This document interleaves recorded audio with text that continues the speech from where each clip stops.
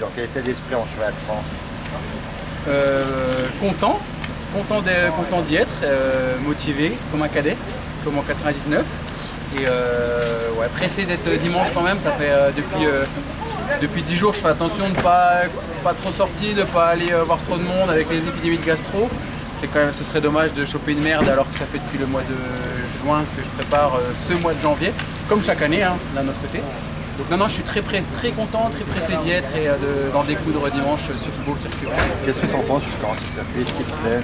Ouais, il me plaît. Après, c'est vrai que je pense qu'il manque une petite partie physique. Il y a 2 ans, quand j'avais fait 3ème, on le tournait dans l'autre sens, je le trouvais un peu plus dur. Encore plus là qu'il est très roulant.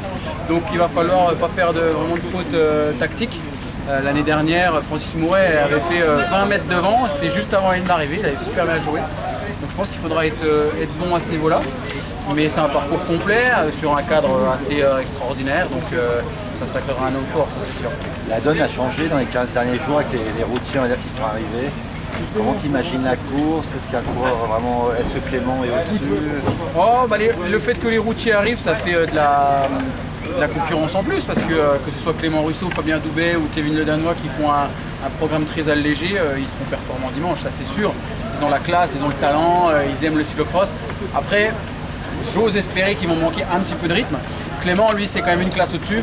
Clément, s'il était dans une équipe belge ou s'il avait vraiment suivi sa carrière dans le cyclocross, je reste persuadé que c'est un top 5 mondial. Hein. Donc, Clément, je vois beaucoup, il est très critiqué, mais c'est un très bel ambassadeur du cyclocross qui gagne sa vie grâce à la route.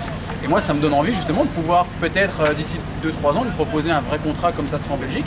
Parce que je pense qu'un titre de champion du monde, quand Van Der Poel sera parti, ça serait ouvert. Mais je pense que les routiers, ils seront parmi nous.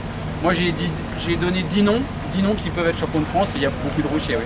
Dont Steve Chenel. Oui, non, mais je viens pas ici pour me contenter d'un simple top 5. Hein. Je veux dire, quand on a été champion de France, 3 fois 2e, si je viens ici et que je dis non, je veux juste faire 3, dans les 3, c'est bien, c'est se foutre de la gueule du monde. Donc non, je me défile pas, il y a un maillot à aller chercher.